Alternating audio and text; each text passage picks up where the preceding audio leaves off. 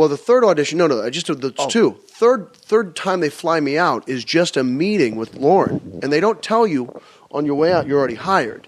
You have this meeting.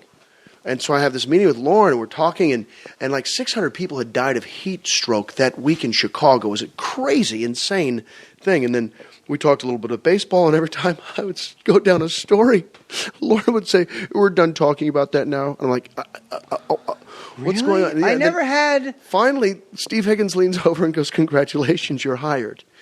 So then I was like, oh, okay.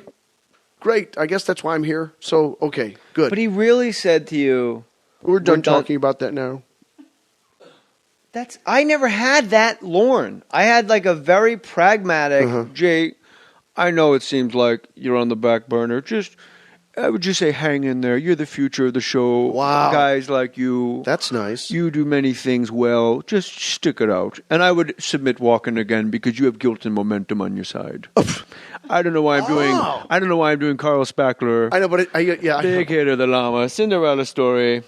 Just so you know, folks, no one who meets Mr. Michaels can walk away without doing an impersonation of him.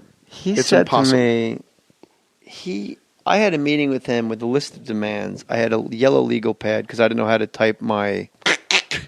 I don't know how to use it. At what point? Is this halfway through the first season you're on, or what? This is, I think, a month into my second season. I had done... I'm not sure. It's in the book. I'm pretty sure it's the second season, right. Like 3 weeks in, like nothing. And you got to wait like 4 hours to see him. Shut up! I swear to God, I'm going to punch you in your tiny dog head. Dog lover. So I go... dog lover. So... You got to wait like an hour to see Lorne, and I have this yellow legal pad of like. That's a short wait. Yeah, it was short. Ugh. It's an hour in your office, an hour of them going almost, and then an hour outside his office. Right so outside. It's just 3. Yeah, so you're right. It's about 3. Oh. And I got this yellow legal pad. Number 1, item A, Norton. From now on, I get on update. And when I get on update, I get on update. Did you say that you wanted on update? I had very specific things and things that got cut that I thought were complete monkey danger. Right.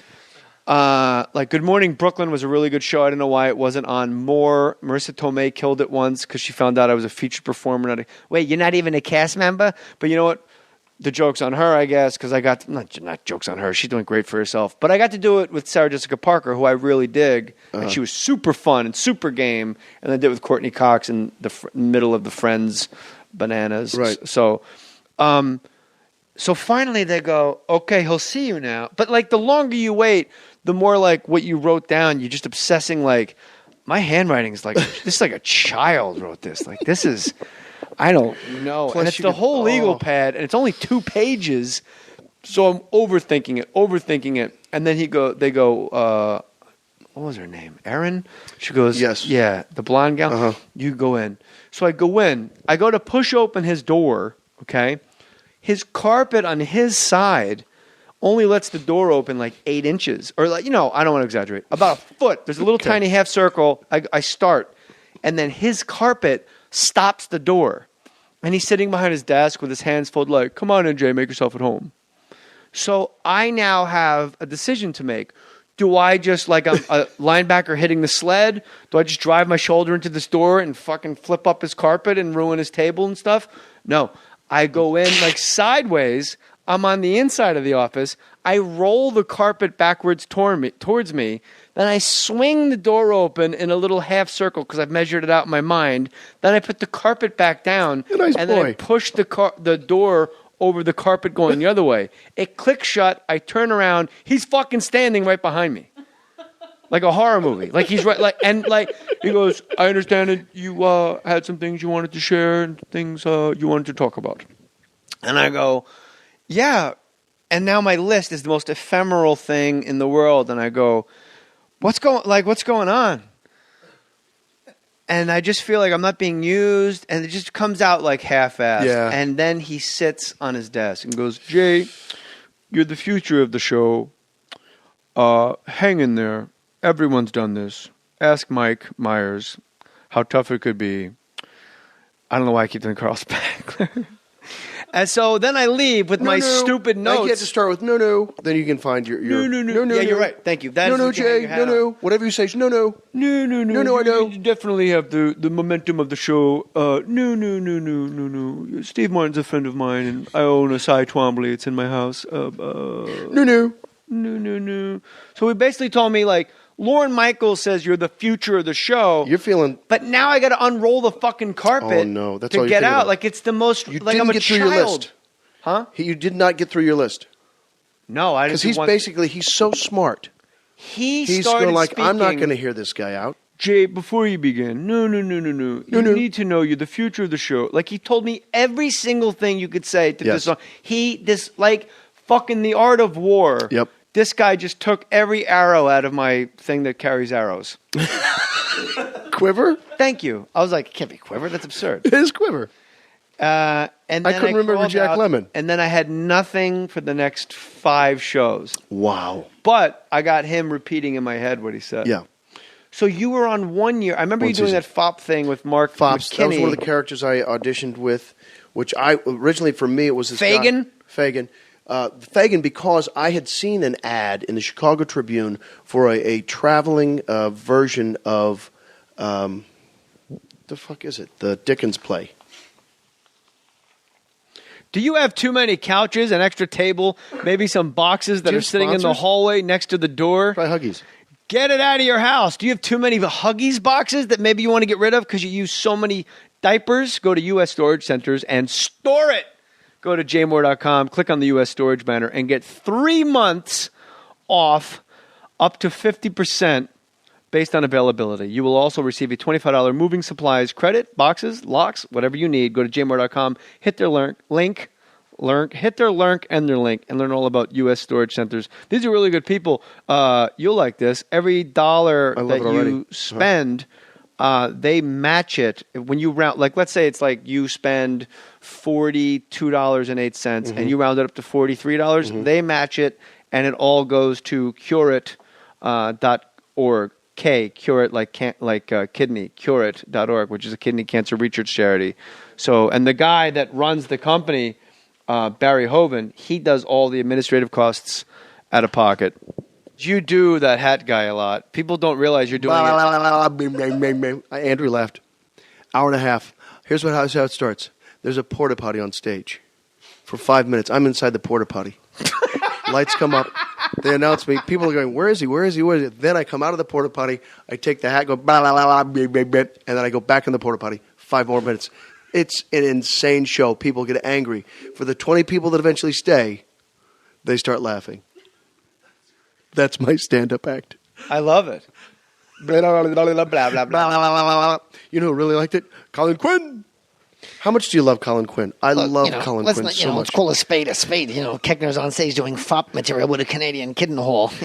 Meanwhile, we got the real David Spade right here. Anyway, guys. David Spade's upstairs with 4 models going, really? You don't do coke? What are we doing here? I didn't think we got soap then. It's not from eating well. David Spade's like, look, wait till the hair kicks in. I'm going to look like Ellen. It's going to be a big deal. You know what? I'm going to go back. I'm on a Richard Burton kick. Me and Koechner are going to go upstairs and watch Equus. And we're going to do a whole sketch about equine therapy. What are you going to do? The kid took the horse's eyes out. It's a very spooky movie. What are you going to do? So you were on. I never heard of anybody. Colin Quinn. I never heard of anybody being on Saturday Night Live for 1 year. Well, myself, I think Sarah Silverman, Rob Riggle. Like I said, I've only heard of 4 people. Bing bong. Ben Stiller quit. Damon Wayans either got fired or quit. There was a change lore. in the guard, I think. Robert Downey Jr. was on 1 year, I think. Well, that was a mess. Well, the thing when was, that for going me, down. like that, Lorne wanted to keep me, but I was a sacrificial lamb. Olmeyer wanted changes. The first year that Mad TV had come on, so the first year they had competition at late night, really. And Howard Stern started his show that year, so West Coast wanted some changes, and I was one of the 2 people. I invented Dave Koechner. Yes, Robin. you did. Let me tell you something, Robin. Let me tell you something. Dave, Who's that? I'm trying to do Stern. Not well. That's awesome. Lorne wanted to keep me, but he had to. Did he tell you like, no, Dave? If it was up to me, you'd be the guy. But no, it was clear. I mean, I knew that there were other people involved, and he didn't want to let me go. He said, "Dave, you're an artist. Don't change that." Did he say that? Yeah, to he you? did. That was my. You know what he future said to of the show. Mark Maron? What? Look, I don't know what you guys do below 14th Street. How amazing is that shit? That he was aware there was a scene going on below 14th Street. Look, Mark, no, I don't know what you guys think you're doing below 14th Street. Like, that is the most surf landowner conversation ever. Like, he might as well have been wearing a powdered wig. What you're doing is not mainstream. No, below 14th Street, it's just filled with gays, hustlers, Cinderella story. And you. Yeah, I could swim in a pond. That's no big deal. Oh. So were you let go? Did they tell you? No, they didn't renew my contract, and so I was in limbo all summer long. That's what they do. It's Yep. crazy. Yep. And so I didn't know until August 14th that it was official. They're not going to renew me. But the thing that the listeners need to know is they tell you, we'll let you know by June 20th. You know what, Dave? You'd really help us out if you give us till July 1st. Right. Dave, I had a bear of a news conference last week, and you give me to June 25th. You keep Did I waiting. say 25th? I meant August 5th. Are you busy? And then by that time you go, who possibly could go to work for people that can't make up their I'm mind? so hoping, please, anything. Oh, God, yes, come on. Because I couldn't believe it. I was like, what? Because in my mind, I swear to God, in my mind, I thought to myself, I'm only going to do the show for 3 years and I'm leaving. I really believed that. I thought, I'm going to stay do this 3 years So and that's I'm what going to go. Daryl Hammond thought. Is this? That was half Colin Quinn, by the way. I'm sure that's what. You know what? I'll do the rest of the thing. Is people on Twitter seem to really enjoy it. Do you ever see Colin? I bet Daryl Hammond said, "You know what? I'm gonna do it for 3 years, then I'm gonna do my own thing. I'll move to the Bahamas, and I'll give bike lessons, teach people. I'll rent bicycles and teach people how to ride tandem. J.J. Moore's party in Bali. That was the worst Colin Quinn ever. You know what? I crushed your Jack Lemmon, so I'm leaving you alone. I've been working on Nick Nolte. There's a bunch of impressions that I tried on Ron and Fez, a show you need to go on, and Opie and Anthony you need to go on too, because they're your kind of guys. And one morning I just did Nick Nolte from Thin Red Line so terribly. And I wasn't saying your Colin Quinn. I said my Colin Quinn. No, Yours I is know. awesome. I'm telling you Okay, when I yes, have failed okay. so spectacular. All right. And Ron Bennington, which when I'm sitting here talking to anybody, I'm really just trying to be like Ron Bennington because he's so goddamn good. I go, oh my God, that was terrible. He goes, no, that was it. But I couldn't tell if he was serious or not. I don't give a shit, Stavros. You got to take that damn hill. That's all there is to it. I mean, that's Thin Red Line-ish. Right. But it's in the area. But we're not in the area. We're not in the area business. Like you Be got high ground by nightfall. Oh, by nightfall, I don't care. Well, I'm a Baptist. Southern or first. Well, Southern, of course. I don't know what the fuck I'm talking about. But yeah, some impressions. I can either do one right away or I can't do it at all. So how did they tell you were no longer? They told you on August. I don't think August 14th came, and I probably called or something, or I had someone who's. Hey, Ma, are repping we it. cool? Yeah, it's not happening. Yeah, and so I then I packed all my stuff and moved to Los Angeles. Did you do T-Bone on SNL? Yes. But what How the about- fuck do you not rehire that guy? With Christopher Walken? Really? Yes. How have I not seen this? It's a great one. It's called an executioner sketch.